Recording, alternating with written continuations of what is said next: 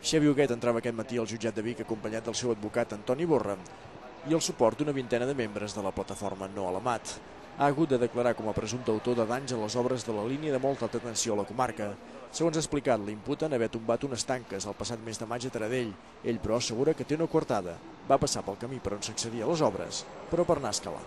Com que a més estan pressionats els treballadors per la gent de dalt, que han de trobar algú per les cremes i tot això, doncs clar, la que van veure un cotxe allà, i a més, com que sempre van, clar, vull dir, les pintes també suposo que també hi ajuden, i això, vull dir, i res, vull dir, vaig passar per allà i em van parar els treballadors, em van demanar què havia fet, si havia sigut jo, em van agafar la matrícula del cotxe i vaig marxar.